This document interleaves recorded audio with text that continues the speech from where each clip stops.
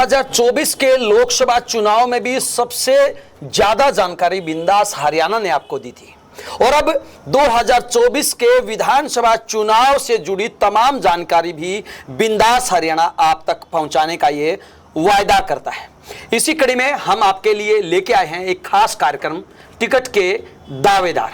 जी हां, टिकट के दावेदारों में किस हलके से कितने उम्मीदवार है, इसी के ऊपर हर रोज हम चर्चा करेंगे।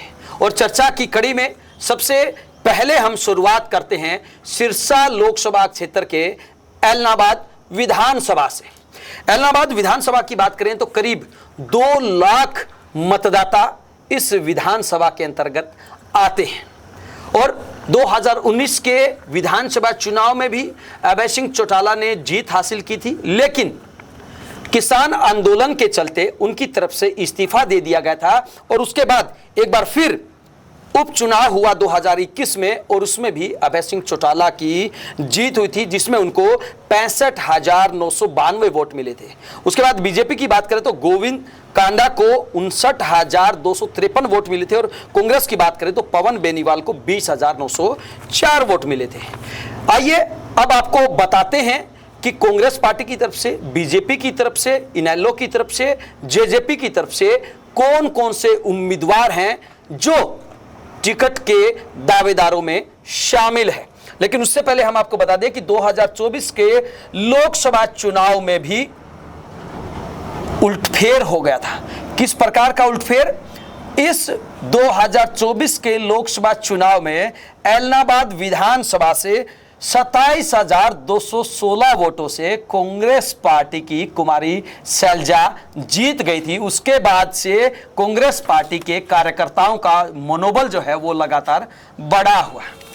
और आज हम बात करेंगे कि कितने जातिगत आधार पे मतदाता हैं, जातीय समीकरण क्या कुछ कहते हैं, इलाहाबाद के तमाम पार्टियों के कौन कौन से वो चेहरे हैं जो चुनावी मैदान में उतरे हुए हैं।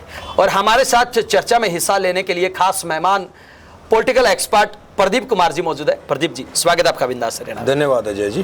प्रदीप जी, अगर हम स्टिक बात कहें तो इलाहाबाद के बारे में क्या कहना चाहेंगे? किस प्रकार का हलका है और किस प्रकार के समीकरण यहाँ पर बनते हैं?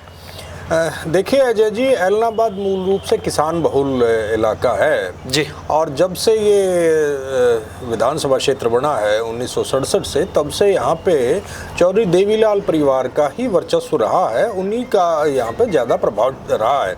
सबसे पहले विधायक जो यहाँ से थे चौधरी देवीलाल के बेटे चौधरी प्रताप सिंह जी, हालांकि उस वक्त वो कांग्रेस के उम्मीदवार थे, चौधरी देवीलाल भी उस वक्त कांग्रेस में होते थे, उनके बेटे विधायक बने और तब से लेके आज चौधरी देवीलाल के पोते उस विधानसभा से अभय सिंह चौटाला जी विधायक हैं जी। और वहाँ पे लगभग इसी परिवार का सदस्य या इसी परिवार के उम्मीदवार जिनको हम कह सकते हैं वो वहाँ से चुनाव जीतते रहे हैं।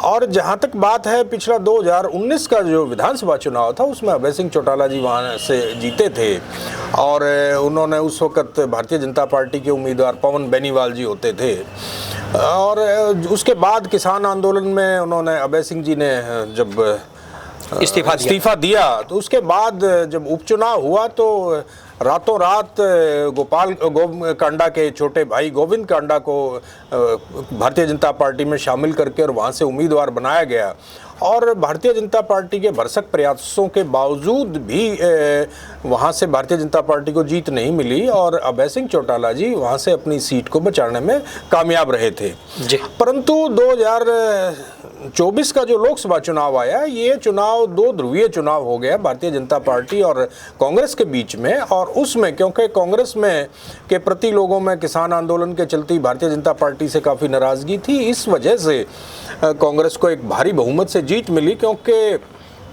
इस लोकसभा चुनाव में इंडियन नेशनल लोकदल का या जननायक जनता पार्टी का कोई प्रभाव नहीं था, कहीं भी लोगों को कोई उम्मीद नहीं थी, इसलिए वो काफ़ी पिछड़ गए थे और कांग्रेस पार्टी काफ़ी अच्छे मतों से वहाँ पे चुनाव में बढ़त बनाई थी। जी बिल्कुल, बढ़त बनाई थी।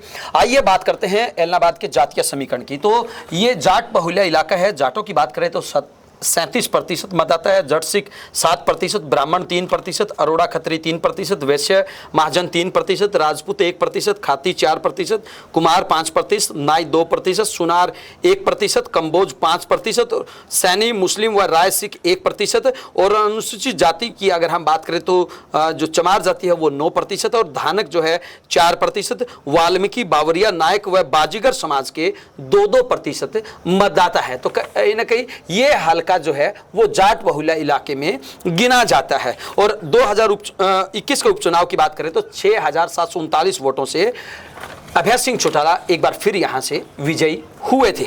अब बात करते हैं एलनाबाद विधानसभा से अलग अलग उम्मीदवारों की।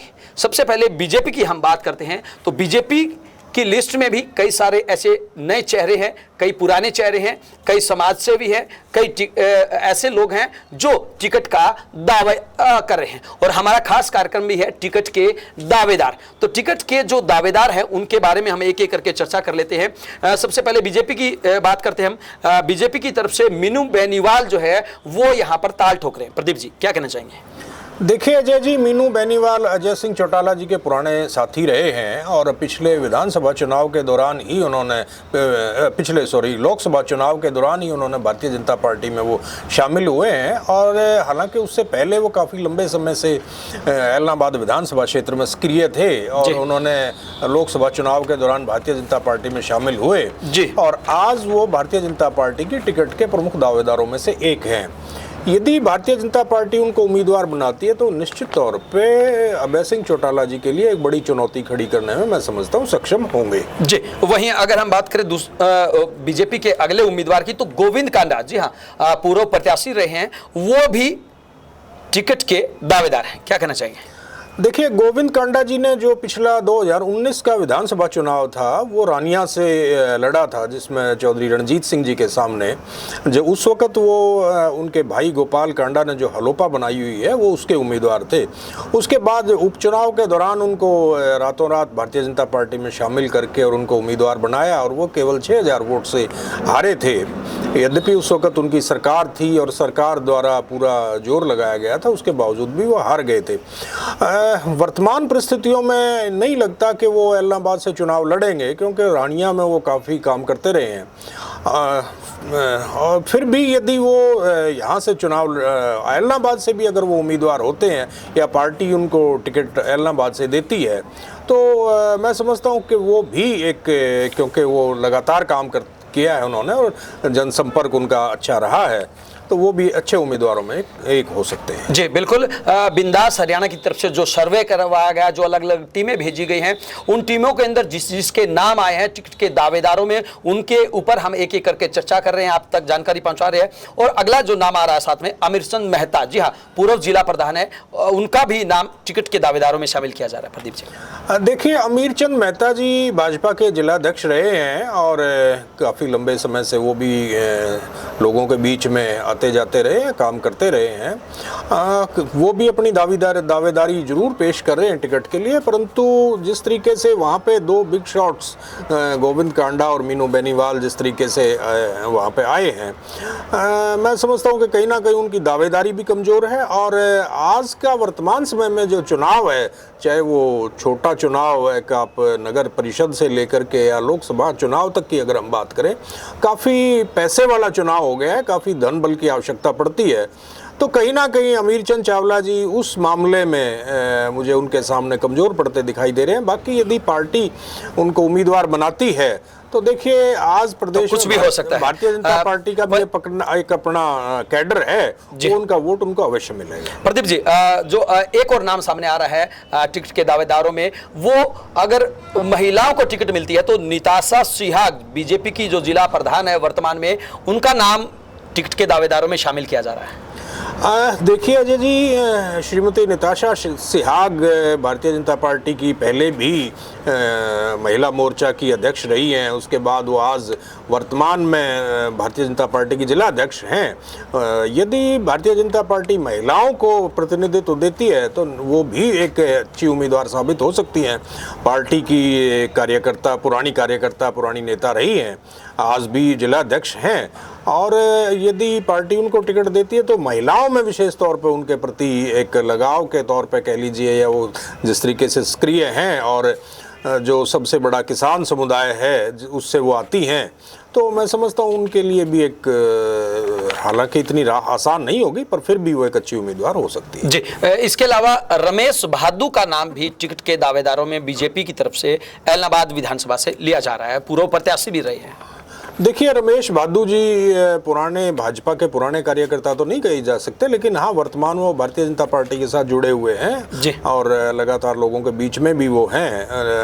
और ठीक है, यदि पार्टी उनको उम्मीदवार बनाती है तो वो भी एक, क्योंकि भारतीय जनता पार्टी का अपना एक कैडर वोट है, उस कैडर वोट के सहारे वो भी अपना एक अच्छी दावेदारी पेश कर सकते हैं। जी, वहीं अगर हम बात करें अगली पार्टी की, जी हाँ, INLD की अगर हम बात करें, इनेलो की अगर हम बात करें, तो अभय सिंह चौटाला जो है वो इनेलो की तरफ से यहाँ पे उम्मीदवार फाइनल कर दिए गए हैं। हालांकि पार्टी के आला कमान है, वो कुछ भी फैसला यहाँ पे लिया जा सकता है, और साथ में करण चौटाला का भी नाम यहाँ पे दूसरे नंबर पे टिकट के दावेदारों में लिया जा रहा है।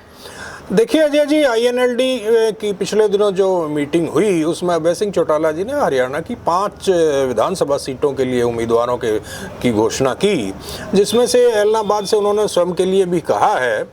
यद्यपि वहाँ से उम्मीदवार अभय सिंह चौटाला जी ही होंगे, लेकिन यदि अभय सिंह चौटाला जी किसी और विधानसभा क्षेत्र से चुनाव लड़ने के बारे में विचार करते हैं तो उनके पुत्र करण चौटाला वहाँ से उम्मीदवार हो सकते हैं। वो जिला पार्षद हैं और करण चौटाला और अभय सिंह चौटाला में का, क्योंकि उनका अपना एक निजी वहाँ पे उस विधानसभा क्षेत्र में संपर्क है, तो मैं नहीं समझता कि उन दोनों में कोई फर्क होगा। वो दोनों के दोनों ही बराबर के सक्षम उम्मीदवार हैं। जी, वहीं अगली पार्टी की अगर हम बात करें, जेजेपी की तरफ से अगर हम बात करें, तो सुरेंद्र बेनीवाल जो कि अजय चौटाला के बहुत ज्यादा करीबी हैं, उनका नाम यहाँ पे आ रहा है, और साथ ही OP सिहाग वो पूर्व प्रत्याशी रहे हैं, उनका नाम भी एलनाबाद से जेजेपी की तरफ से टिकट के दावेदारों में लिया जा रहा है। क्या कहना चाहिए? देखिए अजय जी, जननायक जनता पार्टी की तरफ से जो OP सिहाग जी की आपने जो बात कही है, वो पहले पिछले चुनाव में प्रत्याशी थे, परंतु वो क्योंकि पंचकुला रहते हैं और जैसे सुनने में आ रहा है कि वो पंचकुला से भी अपनी दावेदारी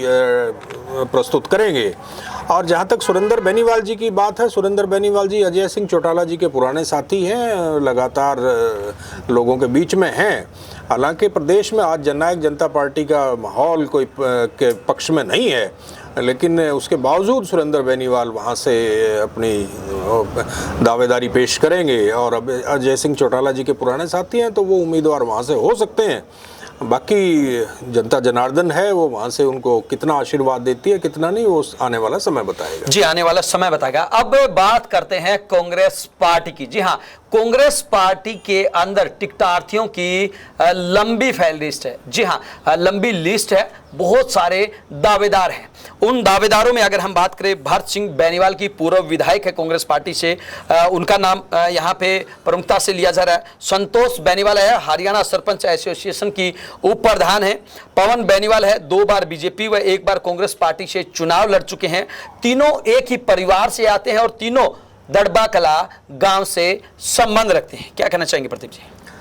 देखिए अजय जी, बिल्कुल आपने सही कहा है कि भरत सिंह बेनीवाल जी विधायक रहे हैं, कांग्रेस की तरफ से ही विधायक रहे हैं और उन्होंने काफ़ी चुनाव भी लड़े। उसके बाद 2005 में वो विधायक बने कांग्रेस पार्टी की तरफ से। उस वक्त दड़बा कला विधानसभा होती थी। उसके बाद जैसे जब दड़बा कला विधानसभा भंग हो गई थी, उसके बाद ये एलनाबाद बनी। पवन बेनीवाल जी भारतीय जनता पार्टी में थे, प्रदेश स्तर पे चेयरमैन भी थे और किसान आंदोलन के दौरान उन्होंने भारतीय जनता पार्टी से त्यागपत्र दिया और उपचुनाव में कांग्रेस पार्टी ने उनको उम्मीदवार बनाया। इसी तरीके से संतोष बेनीवाल काफ़ी सक्रिय हैं, सरपंच भी हैं और हरियाणा प्रदेश सरपंच जो संगठन है उसकी प्रदेश स्तरीय पदाधिकारी भी हैं। और तीनों ही, भरत सिंह जी, पवन जी और संतोष जी, तीनों ही एक ही परिवार से हैं, दड़बा कलां गांव से, और काफ़ी यहाँ पे काफ़ी राजनीतिक तौर पे काफ़ी सक्रिय परिवार है। यहाँ से जगदीश बेनीवाल जी, राजेंद्र बेनीवाल जी, काफ़ी लोग यहाँ से राजनीति में रहे हैं। और यदि महिला कोटे से कांग्रेस पार्टी उम्मीदवार बनाती है तो निश्चित तौर पे संतोष बेनीवाल जी काफ़ी अच्छी उम्मीदवार साबित हो सकती हैं। और जहाँ तक भरत सिंह जी की बात है, भरत सिंह जी का मैं समझता हूं कि वहां पे सबसे ज़्यादा अगर कोई मजबूत उम्मीदवार कांग्रेस का हो सकता है इनमें, तो मैं समझता हूं वो भरत सिंह जी हैं, काफ़ी अच्छे उम्मीदवार साबित हो सकते हैं। जी, वहीं उसके बाद अगर हम बात करें अगले टिकट के दावेदारों की, तो उसमें राजेश चाडीवाल शैलजा गुट से आते हैं, क्योंकि शैलजा वहां की सिरसा लोकसभा की सांसद हैं। तो ऐसे में अगर शैलजा गुट में बात जाती है तो राजेश चाडीवाल का भी नाम यहाँ पे टिकट के दावेदारों में लिया जा रहा है। उसके बाद लादूराम पुनिया पुराने कांग्रेसी हैं, हालांकि उनके लिए रहा इतनी आसान नहीं है, लेकिन लादूराम पुनिया भी टिकट के दावेदारों में शामिल है। और संदीप बेनीवाल जो कि युवा कांग्रेस के पदाधिकारी भी हैं, अलग अलग पदों पे काम कर चुके हैं, तो संदीप बेनीवाल का भी नाम यहाँ पे टिकट के दावेदारों में लिया जा रहा है। देखिए अजय जी, बिल्कुल आपने सही कहा है कि संदीप बेनीवाल युवा नेता हैं और राजेश चाडीवाल जी शैलजा गुट से हैं। हालांकि संतोष बेनीवाल जी ने भी पिछले लोकसभा चुनाव में काफ़ी काम किया है, पवन जी ने भी काफ़ी काम किया। सभी कांग्रेस पार्टी के जो आज टिकटार्थी हैं पिछले लोकसभा चुनाव में सभी ने अच्छा काम किया है। और जैसा आपने कहा कि लादूराम जी की राहें आसान नहीं है, बिल्कुल आपने सही कहा है। लादूराम जी कांग्रेस पार्टी के सबसे पुराने कार्यकर्ताओं में से एक हैं और हमेशा से कांग्रेस का झंडा उन्होंने उठाए रखा है उस इलाके में। परंतु क्योंकि कांग्रेस पार्टी कह लीजिए या सभी पार्टियों में पुराना कार्यकर्ता होना कोई ज़्यादा सा मायने नहीं रखता, वहाँ पे वफादारी बदलती रहती है पार्टी के प्रति, नहीं नेताओं के प्रति वफादार होना राजनीतिक दलों में मैं समझता हूँ ज़्यादा आवश्यक रहता है जी।